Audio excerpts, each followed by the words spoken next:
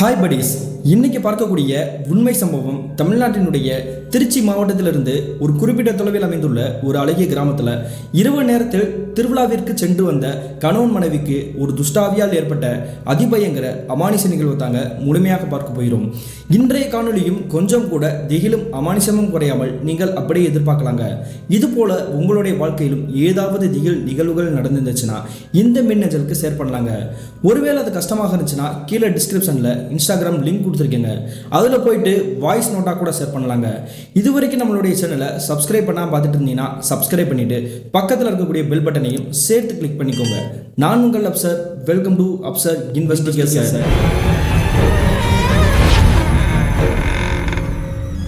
நான் ஏற்கனவே சொன்ன மாதிரி தமிழ்நாட்டினுடைய திருச்சி மாவட்டத்திலிருந்து காவிரி ஆற்று படுகையோரத்தில் அமைந்திருக்கக்கூடிய ஒரு அழகிய கிராமத்தில் கிட்டத்தட்ட 1995 காலகட்டத்தில் நடந்த ஒரு திகில் நிகழ்வு தாங்க இன்றைய நிகழ்வு. இந்த சம்பவத்தை நமக்கு மின்னஞ்சல் மூலியமாக ஷேர் பண்ணியது வசந்த் அப்படின்றவர் தாங்க. இது இவருக்கு நடந்துச்சான்னு பார்த்தீங்கன்னா இல்லைங்க, கிட்டத்தட்ட 95 காலகட்டத்தில் இவருடைய அப்பாவிற்கும் அம்மாவிற்கும் நடந்ததாங்க இந்த சம்பவம்.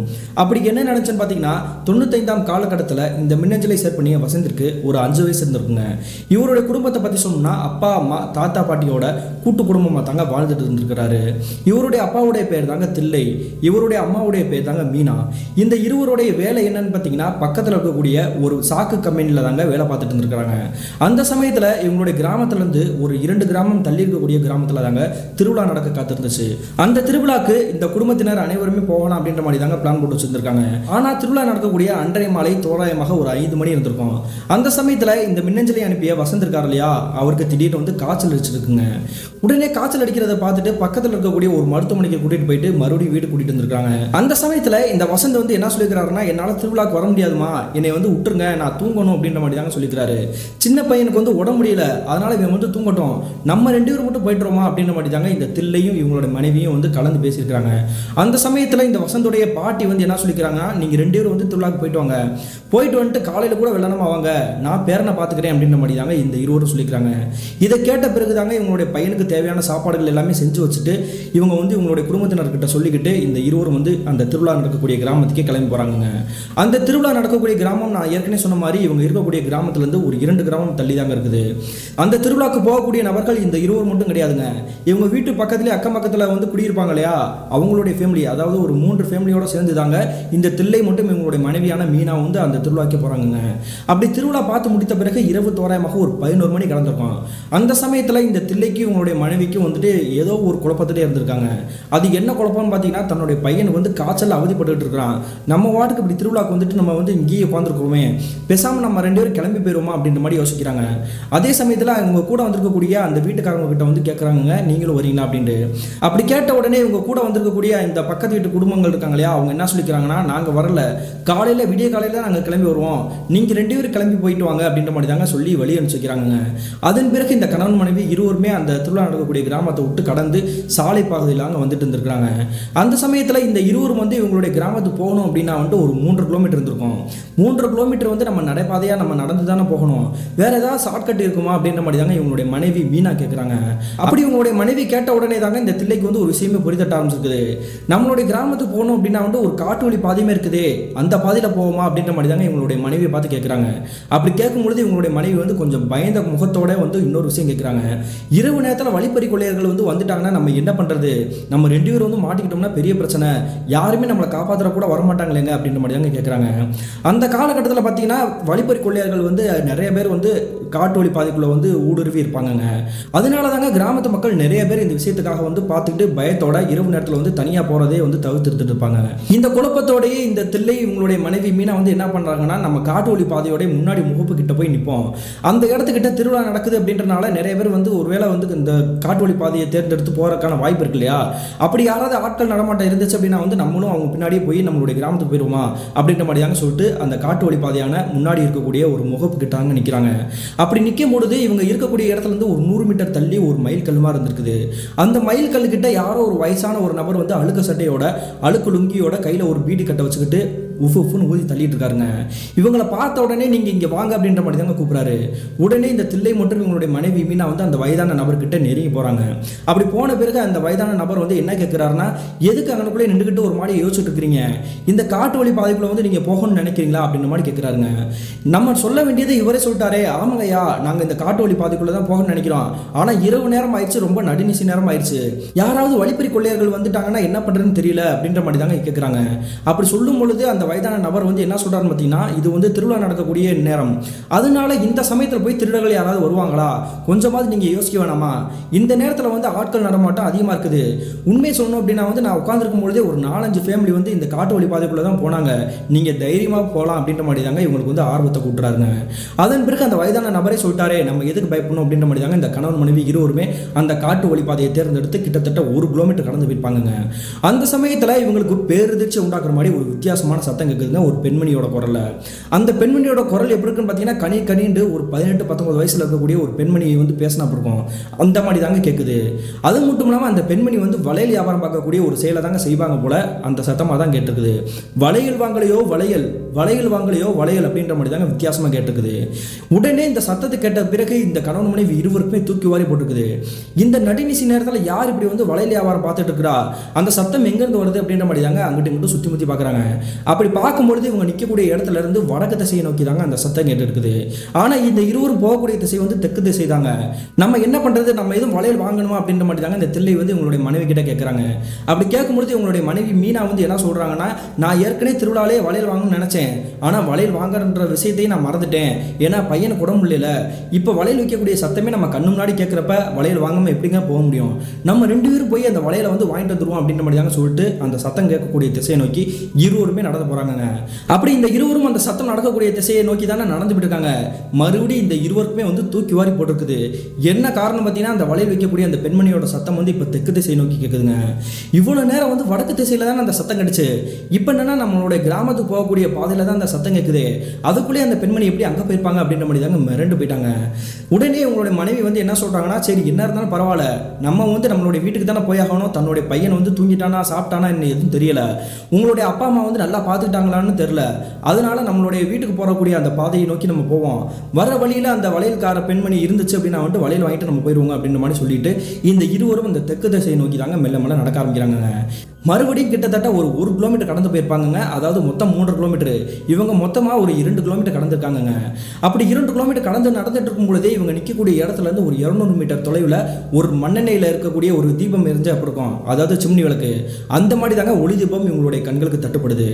இந்த ஒளி தீபம் வந்து மட்டும் தனியாக தட்டுப்படுதே, சுற்றி யாருமே இருக்கிற மாதிரி தெரியலையே அப்படின்ற மாதிரி தாங்க கருவுருமுன்னு இருக்கு இல்லையா அந்த இடம் இருட்டா, அதனால தாங்க அந்த மாதிரி வந்து உத்து பார்த்துட்டு இருக்கிறாங்க. அதை வந்து நம்ம உறுதிப்படுத்திக்கணும் அப்படின்ற மாதிரி தாங்க மறுபடியும் ஒரு 100 மீட்டர் கடந்து பக்கத்தில் போயிட்டாங்க. அப்படி போன பிறகு தாங்க தெரியுது எதிர்ப்புறத்தில் ஒரு தள்ளுவண்டி கடை நிற்கிது அப்படின்றது. இந்த தள்ளுவண்டி கடையை எங்களுக்குள்ள போட்டது யார் அப்படின்னு நினச்சிட்டு இருக்கும் பொழுதே அந்த இடத்துல இருந்து ஒரு கொலுசு சத்தமும் கேட்குதுங்க. பயங்கரமாக கொலுசு சத்தம் வேற கேட்குதியா, யாரோ அங்கனுக்குள்ள இருப்பாங்க போல அப்படின்ற மாதிரி தாங்க நினச்சிட்டு பேசிட்டு இருக்காங்க. அதே நிமிஷத்தில் அந்த தள்ளுவண்டி கடையிலேருந்து ஒரு பெண்மணி வெளியே வந்து நிற்கிறாங்க. இவங்க நினச்சது மாதிரியே அந்த பெண்மணிக்கு 18லேருந்து ஒரு 19 வயசுக்குள்ளே தாங்க இருக்கும். பாவாடை தாவணியோட ரொம்ப பார்க்கவே அழகாக ஒரு கவர்ச்சிகரமாக தாங்க இருந்திருக்காங்க. அந்த பெண்மணியை பார்த்த உடனே இந்த இருவரும் வந்து கொஞ்சம் அதிர்ச்சியாகி தாங்க நிற்கிறாங்க. என்ன காரணம் பார்த்தீங்கன்னா, இரவு நடுநிசி நேரம், இந்த நேரத்தில் போய் இந்த பெண்மணி வந்து வளையல் வியாபாரம் பார்க்குதா, இதை எப்படி ஏற்றுக்கிறது அப்படின்ற மாதிரி தாங்க உத்து பார்க்குறாங்க, மிரண்டு போய் பார்க்குறாங்க. அதே சமயத்தில் அந்த பெண்மணி வந்து மறுபடியும் அந்த சத்தம் தாங்க போடுறாங்க, வாங்கம்மா வாங்க, வளையல் வாங்கலையோ வளையல் அப்படின்ற மாதிரி தாங்க கேட்குறாங்க. கேட்ட உடனே அங்கே நிற்கிறது வந்து ஒரு பெண்மணி தான் நிற்கிறாங்க. வாங்க நம்ம போய் வளையல் வாங்கிட்டு நம்மளுடைய கிராமத்துக்கு கிளம்புவோம் அப்படின்ற மாதிரி தாங்க இவங்களுடைய மனைவி சொல்லிக்கிறாங்க. அதன் பிறகு இந்த இருவரும் அந்த தள்ளுவண்டி கடைக்கிட்டே நெருங்கி போயிட்டாங்க. அப்படி போன பிறகு இவங்களுக்கு தேவையான வளையல் வாங்கிட்டு பணங்கள்லாம் கொடுத்துட்டு இந்த பெண்மணி வந்து அந்த பெண்மணி கிட்ட எதிர்ப்புத்தில் இருக்காங்க இல்லையா, அவங்க கிட்ட கேள்வி கேட்க ஆரம்பிக்கிறாங்க. அப்படி என்ன கேட்கறாங்க பார்த்தீங்கன்னா, உங்களை வந்து நான் ஏற்கனவே பார்த்த மாதிரியே இருக்குதுமா, இந்த நேரத்தில் நடுநிசி நேரத்தில் வந்து இங்கக்குள்ள வந்து நீ வியாபாரம் பார்த்துட்டு இருக்கிற, பக்கத்து கிராமத்தில் தானே திருவிழா நடக்குது, அங்கே போய் வியாபாரம் பார்க்காம நீயே இங்கக்குள்ள வந்து வியாபாரம் பார்த்துட்டு இருக்க, அந்த இடத்துல வந்து ஏகப்பட்ட பேர் வந்து வியாபாரம் பார்த்துட்டு இருக்காங்க, நீ எதுக்காக இங்கக்குள்ள வந்திருக்கன்றத சொல்லு அப்படின்ற மாதிரி கேட்குறாங்க. சொன்ன பிறகு அங்கே எதிர்ப்புறத்தில் நிற்கக்கூடிய அந்த வளையல்கார பெண்மணி இருக்காங்க இல்லையா, அவங்க என்ன சொல்கிறாங்கன்னா, என்னுடைய அம்மாவுக்கு வந்து உடம்பு முடியல, அவங்க தான் என்னை வந்து வளையல் வியாபாரம் பார்க்கறதுக்காக அனுப்பிச்சு வச்சாங்க. வளையல் வியாபாரம் பார்த்துட்டு இரவு முழுக்க அங்கேயே இருந்துடாம உன்னால் முடிஞ்ச வரையும் பார்த்துட்டு நீ கிளம்பி ஊருக்கு வந்துடு அப்படின்னாங்க. அதனால தான் நான் வந்து வேலையை வியாபாரத்தெல்லாம் முடிச்சுட்டு நான் திரும்ப ஊருக்கு கிளம்பி வந்துட்டு இருந்தேன். அப்படி வந்துட்டு இருக்க வழியில் யாராவது ஆட்கள் வந்தாங்கன்னா கொஞ்சம் வியாபாரம் ஓடும் இல்லையா, அதுக்காக தான் சத்தம் போட்டுட்டே வந்தேன். நான் நினச்ச மாதிரி நீங்கள் 2 பேர் வந்து வளையல் வாங்குறதுக்காக வந்துட்டீங்க.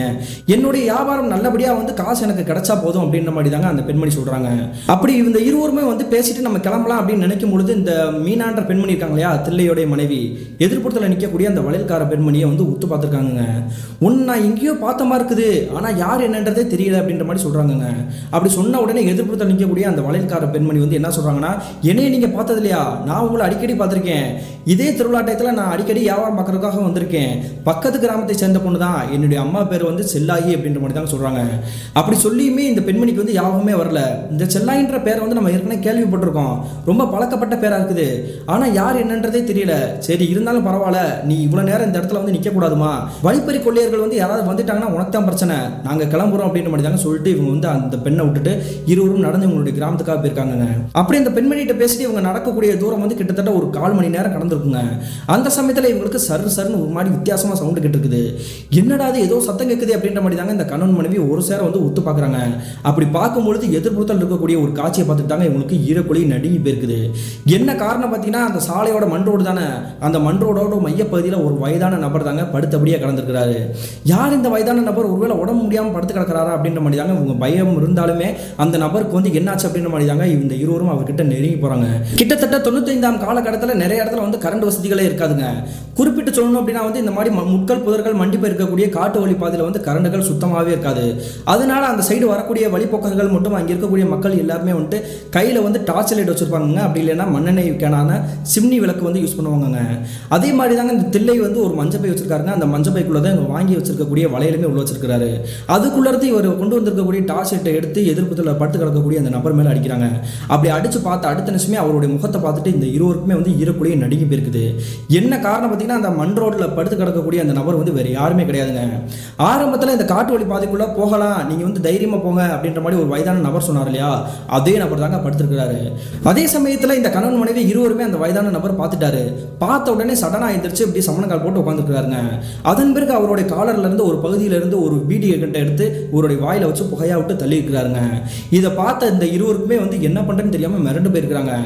என்னாச்சுங்க, உங்களை கொஞ்ச நேரத்துக்கு முன்னாடி அங்கே பார்த்தோம், நீங்கள் ஏன் இந்த இடத்துக்கு வந்தீங்க, நீங்கள் எப்போ வந்தீங்க எங்களுக்கு முன்னாடி அப்படின்ற மாதிரி கேட்குறாங்க. அப்படி கேட்கும்பொழுது அந்த வயதான நபர் வந்து எதுவுமே சொல்லவே இல்லைங்க. சடனாக வந்து எந்திரிச்சுக்கிட்டு இந்த தில்லை அப்படின்ற ஒரு நபர் இருக்கார் இல்லையா, அவர் போட்டு அடி நடிக்க ஆரம்பிச்சுக்கிறாருங்க. நான் உங்கள்கிட்ட எந்த ஒரு பஞ்சாயத்துமே பண்ணல, எதுக்கு நீ போட்டு அடிக்கிறீங்க அப்படின்னு கேட்கும் பொழுதே அவர் வந்து எதுவுமே சொல்லாமல் அடிச்சுக்கிறாருங்க. இதுக்கு மேலே வயசான ஆளு உன்னை விட்டுட்டோம் அப்படின்னா வந்துட்டு நீ எனவே ஏதாவது பண்ணிடுவ, நான் என்னுடைய மனைவியை கொடுத்துட்டு என்னுடைய கிராமத்துக்கு போனோம், ஒழுங்கு மரியாதையை போடா அப்படின்ற மாதிரி தாங்க சொல்லிட்டு அந்த வயதான நபரை எதிர்த்து சண்டை போட ஆரம்பிச்சிருக்காருங்க. அந்த சமயத்தில் இந்த இருவருக்கும் மறுபடியும் பயங்கர அதிர்ச்சி. என்ன காரணம் பார்த்தீங்கன்னா, அந்த வயதான நபர் மட்டும் கிடையாதுங்க, எக்ஸ்ட்ரா ஒரு 2 வாலிபர்கள் வந்து இவங்க முன்னாடி சுற்றி வட்டம் போட்டிருக்காங்க. அதன் பிறகு தாங்க தெரிஞ்சிருக்குது அந்த 3 பேரும் வந்து ஒரு வழிப்பறி கும்பலோட சேர்ந்த ஒரு 3 நபர்கள் அப்படின்றது. யார் நீங்கள், உங்களுக்கு என்ன வேணும் அப்படின்னு கேட்கும்பொழுது அந்த நபர்கள் வந்து என்ன சொல்கிறாங்கன்னா, உங்க கையில் இருக்கக்கூடிய காசு நகை எல்லாமே வந்து கொடுத்துட்டு நீ ஒழுங்காக ஓடி போயிரு, இல்லை அப்படின்னா வந்து உங்களை 2 பேர்த்தையுமே அடிச்சு கொன்றுவோம் அப்படின்ற மாதிரி தாங்க மிரட்டிருக்காங்க. நம்ம இந்த இடத்த நினைச்சாலே டேஞ்சராக இருக்குது அப்படின்றக்காக தான் இதுக்குள்ளே வரக்கூடாது நம்ம நினச்சோம். ஆனால் இந்த வயதான நபர் நல்ல ஒரு மாதிரி நடிச்சு ஏமாற்றி தான் நம்மளை வந்து இந்த இடத்துக்குள்ள வர வச்சு மாட்டி விட்டாரு அப்படின்ற மாதிரி தாங்க வேர்த்து விடக்க பார்த்துட்டு இருக்கிறாங்க. அதே சமயத்தில் அந்த 3 நபர்களுமே வந்து இவங்க கிட்ட இருக்கக்கூடிய பணம் மட்டும் நகையை வந்து டக்குன்னு பிடுங்கிட்டாங்க. பிடுங்கின பிறகு அந்த 3 நபர்களில் வந்து ஒரு வாலிபர் வந்து என்ன பண்ணுறாருன்னா, பக்கத்தில் நிற்கக்கூடிய இந்த தில்லையோட மனைவி மீனா இருக்காங்க இல்லையா, அவங்களுடைய சேலையை பிடிச்சி இழுத்து முந்தானை பிடிச்சி இழுத்து அசிங்கப்படுத்திருக்காருங்க. அது மட்டும் இல்லாமல் அத்துமீற மாதிரி பக்கத்தில் வந்துட்டு நெருங்கி வந்திருக்கிறாருங்க. இவங்க இருவருமே வந்துட்டு நம்ம என்ன பண்ணுறது அப்படின்ற மாதிரி தாங்க கொலையை நடுக்கிற மாதிரி தாங்க அந்த இடத்துல ஊனு அழுக ஆரம்பிச்சிருக்காங்க. எங்களை காப்பாற்றுறதுக்கு இந்த இடத்துல யாருமே இல்லையா, கடவுளே நீ உனக்கும் கண் இல்லையா அப்படின்ற மாதிரி தாங்க ஊனு அழுக ஆரம்பிச்சிருக்காங்க. இப்படி ஒரு அழுதுட்டு இருக்கும் பொழுதே மறுபடியும் பயங்கரமான ஒரு சத்தம் தாங்க கேட்குது. ஒரு பெண்மணியோட கனின்ற குரல்ல வளையல் வாங்கலையோ வளையல் அப்படின்ற மாதிரி தாங்க கேட்குது. கேட்ட உடனே அந்த 3 வாலிபர்கள் வந்து எதிர் திசையை நோக்கி தாங்க பார்க்குறாங்க. அப்படி பார்த்த உடனே இந்த தில்லை மட்டும் இல்லாமல் இவங்களுடைய மனைவி வந்து டக்குன்னு சடனாக திரும்பி பார்க்குறாங்க. எதிர்ப்புறத்தில் பார்த்தா யாரோ ஒரு பெண்மணி தாங்க ஒரு தள்ளுவண்டியை தள்ளிட்டு வர மாதிரி தெரியுது. இதை பார்த்த உடனே இந்த தில்லைன்றவருக்கு வந்து நல்லாவே தெரிஞ்சிச்சுங்க அந்த வளையல்கார பெண்மணி தான் அது அப்படின்றது. உடனே வந்து இவர் பயத்தில் தாங்க நடுங்க ஆரம்பிக்கிறாரு. என்ன காரணம் பார்த்தீங்கன்னா, இந்த 2 நபர்கள் மாட்டும் பொழுதே இந்த 3 பேர் வந்து கொஞ்சம் மோசமாக நடந்துக்கிட்டாங்க. அது வேற கொஞ்சம் இள வயசு பொண்ணு, அந்த பொண்ணு மட்டும் இவங்க கையில் மாட்டினாங்கன்னா என்ன பண்ணுவாங்கன்னு தெரியலையே, இவையே இந்த இடத்துக்கு வந்தா அப்படின்ற மாதிரி தாங்க போ அப்படின்ற மாதிரி தாங்க கை சைகை வந்து காமிச்சிட்டு இருக்கிறாங்க தில்லை. இந்த கை சைகை பார்த்துட்டு இருந்த அந்த 3 நபர்கள் வந்து இந்த திருடர்கள் இருக்காங்க இல்லையா, மறுபடியும் இந்த இருவரையும் போட்டு அடிக்க ஆரம்பிச்சிருக்காங்க. அதே சமயத்தில் அந்த தள்ளுவண்டி தள்ளி வந்திருக்கக்கூடிய அந்த பெண்மணி வந்து நெருங்கி பக்கத்தில் வந்துட்டாங்க. அப்படி வந்த பிறகு அந்த 3 நபர்கள் இருக்காங்களே திருடர்கள் ஆணு கத்தி அலறி அடிச்சுக்கிட்டு ஒருத்தர் வந்து இடிச்சுக்கிட்டு தட்டு மாதிரி பயத்தோட ஓடி இருக்காங்க.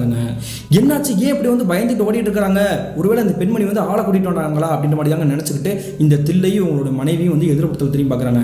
அப்படி பார்க்கும்பொழுது இவங்களுடைய வாழ்க்கையில் கற்பனையே பண்ண முடியாத காட்சி கண்கள் முன்னாடி தெரிஞ்சிருக்குது.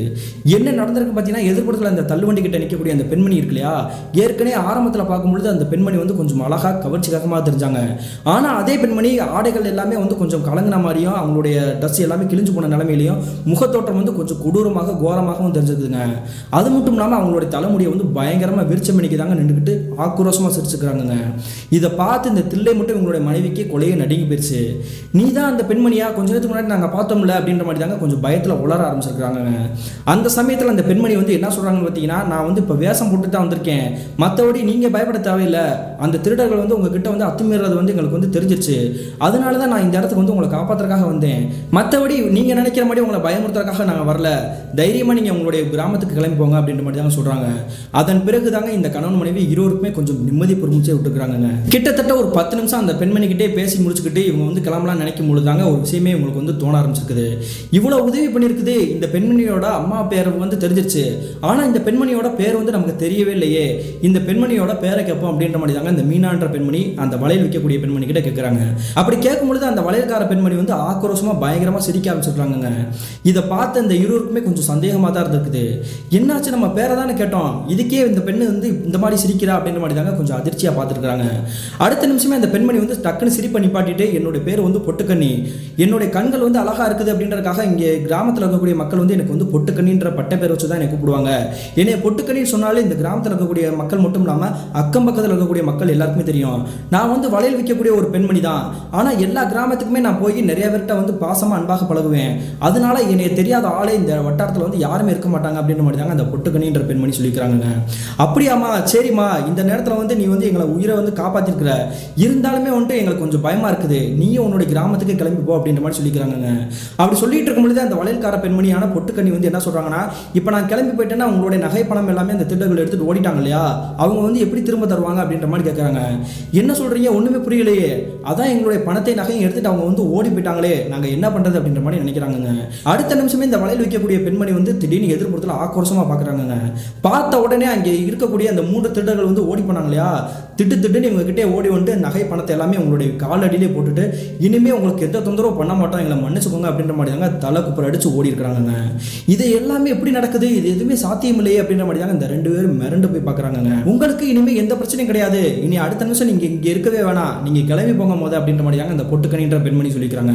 அதன் பிறகு தாங்க இந்த கணவன் மனைவி அவங்களுக்கு உண்டான அந்த நகை பணத்தை எடுத்துக்கிட்டு இவங்களுடைய கிராமத்துக்கே திரும்பி வரக்காக விறுவிறுன்னு நடந்துக்கிறாங்க. அப்படி விறுவிறுன்னு நடந்துட்டு இருக்கும் பொழுதே எதர்ச்சியாக இந்த தில்லை அப்படின்றவர் டக்குன்னு திரும்பி பார்க்குறாரு. பார்க்கும் பொழுது இவருக்கு தூக்கி வாரி போட்டுருக்குதுங்க. என்ன காரணம் பார்த்தீங்கன்னா, அந்த பெண்மணியை தள்ளுவண்டியில் வித்துக்கிட்டு இருந்தாங்க இல்லையா, வளையல் வியாபாரம் பார்த்துருக்கக்கூடிய பெண்மணி, அந்த பெண்மணி இவங்க பின்னாடி தாங்க நடந்து வந்துட்டு இருக்காங்க. ஆனால் அந்த தள்ளுவண்டி கொஞ்சம் தூரத்தில் தான் நிற்கிது. என்ன காரணம் தெரியல, அந்த பொண்ணு நம்ம பின்னாடியே ஃபாலோ பண்ணி வருது அப்படின்ற மாதிரி தாங்க பார்க்குறாங்க. அதே நேரத்தில் இவங்களுடைய மனைவியான மீனா வந்து அந்த பெண்மணி கிட்ட இங்கே இருந்துக்கிட்டே கேள்வி கேட்குறாங்க. என்னாச்சுமா, நாங்கள் வந்து கிளம்பி பத்திரமா போயிடுவோம், நீ வந்து உன் வியாபாரத்தை பார்த்துட்டு உன் ஊருக்கு கிளம்புமா அப்படின்ற மாதிரி சொல்கிறாங்க. அதெல்லாம் ஒன்றும் பிரச்சனை இல்லை, நீங்கள் முதல் பாதுகாப்பாக போங்க, உங்கள் பின்னாடியே நான் வரேன் அப்படின்ற மாதிரி தாங்க சொல்கிறாங்க. சரி, அந்த பொண்ணு தான் சொல்லுதே, நம்ம என்ன பண்ணுறது அப்படின்ற மாதிரி தாங்க இவங்க வந்து திரும்பியே பார்க்காம விறுவிறு நடந்து இவங்களுடைய கிராமத்துக்கு வந்திருக்காங்க. அப்படி கிராமத்துக்கு வந்ததுக்கு பிறகு இவங்களுடைய வீட்டோட கதவை திறந்துட்டு இவங்களுடைய கணவர் ஃபஸ்ட்டு உள்ளே போயிட்டாருங்க. இரண்டாவதாக இவங்களுடைய மனைவி மீனா வந்து கதவை பூட்டுறதுக்காக உள்ளே நுழைஞ்சிட்டு பூட்ட ட்ரை பண்ணிக்கிறாங்க. அப்படி ட்ரை பண்ணும்பொழுது எதிர்படுத்த ஒரு காட்சியை பார்த்துட்டு இவங்களுக்கு மறுபடியும் கொலையை நடுங்கி போயிருக்குது. என்ன காரணம் பார்த்தீங்கன்னா, அந்த பொட்டுக்கண்ணின்ற பெண்மணி இருக்கு இல்லையா, வளையல் விற்கக்கூடிய பெண்மணி, அந்த பெண்மணி உங்களுடைய வீட்டில இருந்து ஒரு 150 கிலோமீட்டர் தொலைவில் தாங்க நின்றுகிட்டு இருக்காங்க தத்ரூபமாக. என்ன காரணம் தெரியலையே, அந்த பெண்மணி பின்னாடியே ஃபாலோ பண்ணி நமக்கு தொடர்ந்தே வந்து பாதுகாப்பாக வந்துச்சு, நம்மளோட உயிரை காப்பாற்றினதா தான், இப்பயுமே நம்மளுடைய வீட்டுக்கு வெளியே தானே நிற்கிது, அந்த பெண்ணுக்கு வேற எதுவும் வேணுமா, தேவை இருக்குதா அப்படின்ற மாதிரி தாங்க யோசிச்சுட்டு உங்களுடைய கணவர் கூப்பிட்டு சொல்கிறாங்க. அப்படி சொன்ன உடனே உங்களுடைய கணவருமே எதிர்ப்புறத்தில் இருக்கக்கூடிய அந்த பெண்மணி பார்க்குறாங்க. அந்த பெண்மணி அதே இடத்துல தாங்க நிற்கிறாங்க. ஒருவேளை அந்த பெண்மணிக்கு வந்து தாகமாக இருக்கும் போல, நீ வந்து குடத்தில் செம்புல தண்ணியை வந்து அந்த பெண்மணிகிட்ட கொண்டு போய் கொடு அப்படின்ற மாதிரி சொல்கிறாருங்க. உடனே தில்லையோட மனைவியுமே வந்து குடத்துல இருந்து செம்புல இருந்து தண்ணி எடுத்துட்டு வெளியே இருக்கக்கூடிய அந்த பெண்மணி கொடுக்கலாம் அப்படின்றக்காக வெளியே போகிறாங்க. அப்படி போகும்பொழுது மறுபடியும் மறுபடியும் உங்களுக்கு பேரதிர்ச்சி. எதிர்ப்புறத்தில் நின்று இருக்கக்கூடிய அந்த பெண்மணி இருக்காங்க இல்லையா, அந்த பெண்மணி எங்கே போனாங்கன்னே தெரியலங்க, திடீர்னு டிசப்பியர் ஆயிருக்காங்க. ஒருவேளை அந்த பெண்மணி போயிட்டாங்க போல, சரி நம்ம போவோம் அப்படின்ற மாதிரியான உங்களுடைய வீட்டுக்குள்ளே நுழைஞ்சிருக்காங்க. அதன் பிறகு இந்த விஷயத்தை வந்து மறக்கவே முடியாமல் இரவு முழுக்க வந்து யோசிச்சபடியே தான் இருந்திருக்காங்க. மறுநாள் காலையில் விடிஞ்ச பிறகு இந்த விஷயத்தை வந்து யார்கிட்டயா சொல்லி ஆகணும் அப்படின்ற மாதிரி தாங்க இவங்களுக்கு வந்து துருன்னு இருந்திருக்குது. அதே மாதிரி அக்கம் பக்கத்தில் குடியிருக்கக்கூடிய மக்கள் இருக்காங்க இல்லையா, அதாவது திருவிழாக்கு போயிட்டு வந்தவங்கலாம் எல்லாருக்கிட்டையுமே இந்த நடந்த விஷயத்த சொல்லிக்கிறாங்க. சொன்ன உடனே அங்கே இருக்கக்கூடிய மக்கள் எல்லாமே பயங்கரமாக வந்து சிரிச்சிருக்காங்க. நீங்கள் சொல்கிற கதையெல்லாம் எங்களால் நம்ப முடியல. ஏன்னா இரவு நேரத்தில் நீங்கள் வரும்பொழுதே வழிப்பறி கொள்ளையர்கள் வந்துட்டாங்கன்னு சொல்கிறீங்க. ஆனால் ஒரு வலையில் நிற்கக்கூடிய பெண்மணி தான் உங்களை வந்து உயிரை வந்து காப்பாற்றுறாங்கன்னு சொல்கிறீங்க. அதன் பிறகு அந்த வழிப்பறி கொள்ளையர்கள் வந்து நகையை பூரா உங்ககிட்ட திருப்பி கொடுத்துட்டாங்கன்னு சொல்கிறீங்க. இதை எதையுமே எங்களால் ஏற்றுக்க முடியாது அப்படின்ற மாதிரி சொல்கிறாங்க. சொன்ன உடனே இந்த தில்லைக்கு கோபமே வந்துருச்சு. நாங்கள் என்ன பொய்யா சொல்லிட்டு இருக்கோம், செல்லாயி அப்படின்ற ஒரு பெண்மணியோட மக தான் எங்களை வந்து காப்பாற்றினது அப்படின்ற மாதிரி தாங்க சொல்கிறாங்க. சொன்ன உடனே அங்கே இருக்கக்கூடிய மக்களில் ஒரு சிலர் வந்து என்ன பேர் சொன்னீங்க, செல்லாயா அப்படின்ற மாதிரி கேட்குறாங்க. ஆமாம், செல்லாயி அப்படின்ற பெண்மணியோட ஒரு மக தான் எங்களை வந்து காப்பாற்றினது. அந்த வலையில் வைக்கக்கூடிய பெண்மணியோட பேருமே எங்களுக்கு தெரியும். அந்த பெண்மணியோட பேர் வந்து பொட்டுக்கண்ணி அப்படின்ற மாதிரி தான் சொல்கிறாங்க. இதை கேட்ட அடுத்த நிமிஷமே அங்கே இருக்கக்கூடிய மக்கள் எல்லாருமே ஆடி போயிட்டாங்க. என்ன சொல்கிறீங்க, அந்த பொட்டுக்கண்ணின்ற பெண்மணி வந்து உங்களுக்கும் தெரியுமா அப்படின்னு கேட்கும் பொழுது அங்கே இருக்கக்கூடிய நபர்கள் வந்து சொல்லக்கூடிய விஷயத்தை கேட்டுட்டு இந்த இருவருக்குமே வந்து தூக்கி வாரி போட்டுருக்குங்க.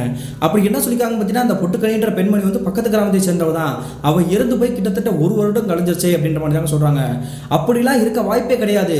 நாங்கள் வந்து தத்ரூபமாக பார்த்தோம், கடைசி வரை எங்களுடைய வீடு வரையும் விட்டுட்டு தான் அந்த பெண்மணி போச்சு. அவ்வளோ நல்ல பெண்மணியை போய் செத்து போயிட்டான்னு சொல்கிறீங்களே, இது எப்படி எங்களால் ஏற்றுக்க முடியும் அப்படின்ற மாதிரி தாங்க சொல்கிறாங்க. இந்த விஷயத்தை வந்து உறுதிப்படுத்திக்கணும். அதனால வந்து அந்த செல்லாயி அப்படின்ற பெண்மணி வந்து பக்கத்து கிராமத்தை சேர்ந்தவ தான். அவங்கள போய் நம்ம வந்து கூட்டிகிட்டு வரோம் அப்படின்ற மாதிரி தாங்க இவங்க வீட்டு பக்கத்தில் குடியிருக்கக்கூடிய நபர்கள் இருக்காங்க இல்லையா, கிட்டத்தட்ட ஒரு 2 மணி நேரத்திலேயே பக்கத்து கிராமத்துக்கு போய் அந்த செல்லாயி அப்படின்ற பெண்மணியை இவங்களுடைய வீட்டுக்கே கூட்டிகிட்டு வந்திருக்காங்க. அப்படி வீட்டுக்கு கூட்டிகிட்டு வந்த பிறகு அந்த செல்லாயி அப்படின்ற பெண்மணி இந்த தில்லை மட்டும் இவங்களுடைய மனைவியை பார்த்துட்டு காலையே விழுந்து ஓன்னு கதறி எழுதிருக்காங்க. என்னாச்சுங்க, வயசான ஆளு நீங்கள் எங்கள் காலில் போய் விழுகுறீங்க அப்படின்னு கேட்கும்போது தாங்க அந்த பெண்மணி வந்து வித்தியாசமான ஒரு விஷயத்தை சொல்கிறாங்க.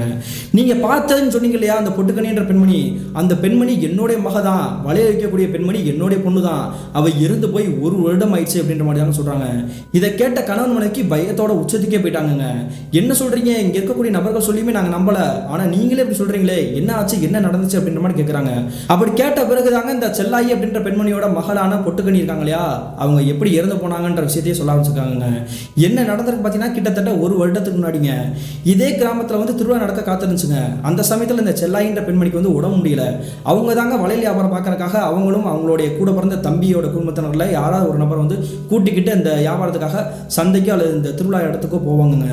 அந்த சமயத்தில் அந்த பெண்மணிக்கும் உடம்பு முடியல, இவங்களுடைய உறவுக்கார பையன் யாருமே வரவும் இல்லை.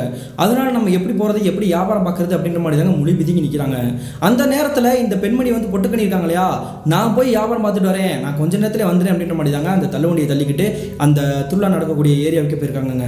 அப்படி திருவிழாவெல்லாம் முடிச்சுட்டு இரவு நேரத்தில் ரொம்ப நேரம் இருக்கக்கூடாது, தன்னுடைய அம்மா வந்து திட்டுவாங்க அப்படின்ற மாதிரி நினச்சிட்டு நடுநிசி நேரத்திலேயே அந்த காட்டு வழி பாதையில் தாங்க அவங்க வந்து வந்துட்டு இருக்காங்க. அப்படி வந்துக்கிட்டே இருக்கும்பொழுது அவங்களுக்கு வந்து இடையில என்ன நடச்சுன்னு தெரிலங்க, இவங்க வந்து வீட்டுக்கு திரும்ப வரவே இல்லை.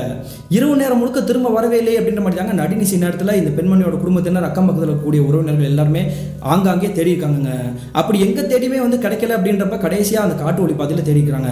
அப்படி தேடின பிறகு தாங்க தெரிஞ்சுக்குது இந்த பொட்டுக்கண்ணி அப்படின்ற பெண்மணி வந்து கொடூரமாக அரக்கர்களால் சிதைக்கப்பட்டு ஒரு இடத்துல வந்து பரிதாபமாக இறந்து போய் கிடக்கிறது. அவங்களுடைய ஆடைகள் மட்டும் இல்லாமல் அவங்களுடைய உடம்பு முழுக்க நெகக்கீரர்களாக இருந்திருக்குதுங்க. இந்த கொலையை வந்து பண்ணது யார் என்னன்றதே தெரியாமல் இவங்களுடைய தலையில் அடிச்சபடியே அழுதுட்டு இருக்காங்க. இன்னைக்கு ஒரு நாள் நான் வியாபாரத்துக்கு போயிருந்தேன்னா என்னுடைய பொண்ணோட உயிரை வந்து காப்பாற்றிருப்பேனே, என்னுடைய பொண்ணுக்கிட்ட நான் வந்து கடைசியாக என்னால் பேசவே முடியலையே அப்படின்ற மாதிரி தாங்க பரிதவிப்போட அழுதுட்டு இருக்காங்க. அதன் பிறகு தாங்க அவங்களோட சடலத்தை எடுத்துகிட்டு போய் சுடுகாட்டில் போய் எரிச்சிட்டு வந்திருக்காங்க. இப்படி தான்ப்பா என்னுடைய பொண்ணு இறந்து போனா, அவள் இறந்து போய் 1 வருடம் ஆயிடுச்சு. நான் என்னுடைய பொண்ணுக்கிட்ட எத்தனையோ தடவை பேச நினச்சி ட்ரை பண்ணியிருக்கேன், என்னுடைய கண்களுக்கு ஒரு தடவை கூட தட்டுப்படலை. ஆனால் உங்களுடைய கண்களுக்கு தட்டுப்பட்டது மட்டும் இல்லாமல் உங்களுக்கு பாதுகாப்பாக காவலாக அரணாக வந்து நின்றுருக்காளே, அதை நினச்சி ரொம்ப சந்தோஷம் அப்படின்ற மாதிரி தாங்க பேசியிருக்காங்க. அதன் பிறகு அந்த பெண்மணி வந்து உட்கார வச்சு அவங்களுக்கு தேவையான சாப்பாடெல்லாம் போட்டுட்டு நீங்கள் வந்து தைரியமாக போங்கம்மா, உங்களுடைய மகள் வந்து பொட்டுக்கணி உங்கள் கூட எப்போவுமே இருப்பா அப்படின்ற மாதிரி தாங்க ஆறுதல் சொல்லி இந்த செல்லாயின்ற பெண்மணி வந்து அவங்களுடைய கிராமத்துக்கு அனுப்பிச்சிக்கிறாங்க. அதன் பிறகு தாங்க இவங்க இந்த இருவருக்குமே தெரிஞ்சிருக்குது, இரவு நேரத்தில் நமக்கு வந்து பாதுகாப்பாக வந்தது வந்து ஒரு துஷ்டாவி கிடையாது, அதே மாதிரி ஒரு மனிதர் கிடையாது, ஒரு புனித ஆத்மா தான். அந்த பொட்டுக்கண்ணின்ற பெண்மணியோட ஆன்மா தான் நமக்கு வந்து பாதுகாவலாக வந்தது அப்படின்ற மாதிரி தாங்க புரிய வந்திருக்குது. கிட்டத்தட்ட 1995 காலகட்டத்தில் நடந்த சம்பவம் தாங்க இந்த சம்பவம். இந்த சம்பவம் நடந்ததுலேருந்து அதன் பிறகு உங்களுடைய குடும்பத்துக்கோ அந்த கிராமத்துக்கோ எந்த ஒரு வித்தியாசமான நிகழ்வும் நடக்கவே இல்லைங்க. ஆனால் 96 காலகட்டங்கள், அதாவது 1 வருடம் கடந்த பிறகு இதே கிராமத்தில் திருவிழா நடக்க காத்திருந்துச்சுங்க. அந்த திருவிழா நடந்து முடிந்து மறுநாள் காலையில் இங்கே இருக்கக்கூடிய கிராமத்து மக்கள், அதாவது சுற்று வட்டாரத்தில் இருக்கக்கூடிய மக்கள் எல்லாமே ஒரு சேர ஒரு இடத்துக்கு போய் பார்க்குறாங்க. அதே காட்டு வழி பாதையான அந்த காட்டு வழி பாதையில் 3 நபர்கள் வந்து கொஞ்சம் கொடூரமாக இறக்கப்பட்டு கடந்திருக்காங்க. இப்படி இறந்து கிடக்கக்கூடிய நபர்கள் வந்து யார் என்னன்றதை வந்து பின்புலத்தை விசாரிக்கும் பொழுது அந்த 3 நபர்களும் வந்து திருடர்கள், வரிப்பறி கொள்ளையர்கள் அப்படின்றது வந்து தெரிய வந்திருக்குங்க. அந்த 3 நபர்களுமே வெளியூரை சேர்ந்த நபர்களுங்க. இந்த கிராமத்தில் வந்துட்டு வேலை செய்கிற மாதிரி சும்மா வந்து வேஷம் போட்டு நடித்து அதன் பிறகு இரவு நேரத்தில் வழிப்பறியில் வந்து ஈடுபட்டு இருந்திருக்காங்க. ஆனால் இந்த 3 பேர் வந்து யார் கொண்டு போட்டது அப்படின்றது வந்து விடை தெரியாத மர்மமாக வந்திருக்குது. அதே சமயத்தில் அந்த 3 பேரோட சடலத்தில் வந்து ஒரு வயதான ஒரு நபருடைய சடலம் வந்துருக்குது. அந்த சடலத்தை வந்து பார்த்தது வந்து வேறு யாரும் கிடையாதுங்க, இந்த தில்லை அப்படின்னு இருக்காரு இல்லையா, அவர் தாங்க போய் பார்த்துருக்காரு.